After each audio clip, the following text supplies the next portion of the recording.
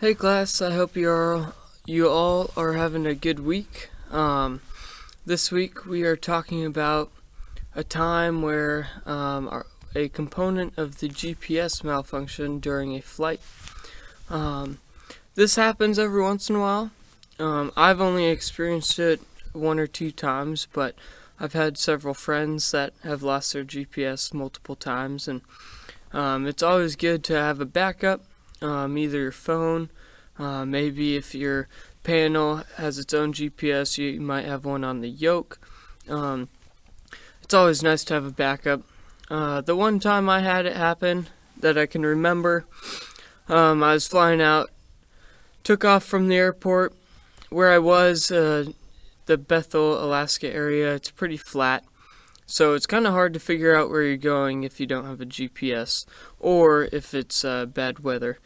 And after I took off, I got about 20 miles away from the airport. I was kind of on a big trip, going over 100 miles, and all of a sudden I noticed all my location stuff stopped working. Even my ADS-B seemed to not be working. I couldn't see the traffic around me anymore. You still have your gauges, like your compass and your heading indicator and all that, so I was able to use that. I knew where I was going. Luckily, it was a clear day, so I know the mountains around me. And the first thing I did was I decided to, once I was clear of all the airspaces and I knew there wasn't traffic around me, I actually cycled my electrical systems. So I turned off my master, turned it back on, and I actually unplugged the GPS from the dash, plugged it back in, trying to make sure that it wasn't just like dead. I was trying to figure out what was going on, and actually turning back on the master seemed to work. It seemed to reset my GPS, my ADS-B, which was awesome, because on a long flight things can get kind of crappy, so it was nice to get my GPS back. I've heard friends lose it and it hasn't come back. For flight is a great thing to have on your phone or an iPad, because you can always use it.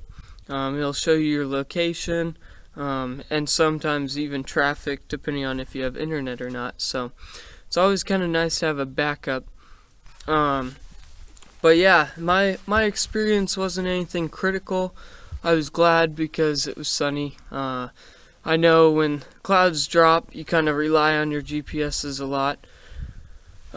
So yeah, it's just kind of nice to know that recycling is great. Also, sometimes you can look for circuit breakers, make sure they haven't popped and have disrupted your GPS service and power.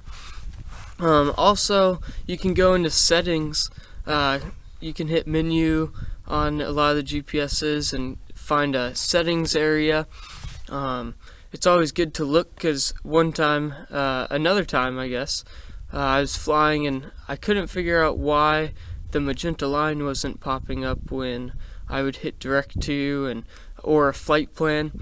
And there's some setting, I can't remember which one it was, that someone had turned off. I don't know if it was an old pilot using the airplane on my time off or if it was a maintenance guy. But yeah, they somehow got into the setting and the magenta line was not popping up, which isn't necessarily a huge deal because the VOR was still running. But it is nice to be able to follow your magenta line. So I was happy I figured that out. And honestly, if you go into the manuals, sometimes you can find ways to reboot the systems or find the specific settings like that. So it's always nice to carry the manual with you so that you can reference that if you ever have a problem.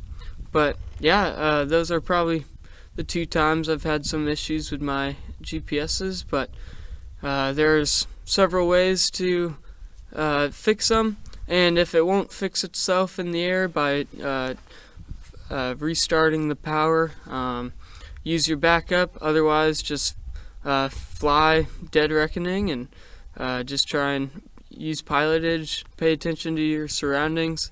It's a good reminder to, on nice days, to pay attention to what's around you so you can have visual cues, and it will keep you situated and keep you safe. Have a good week, guys.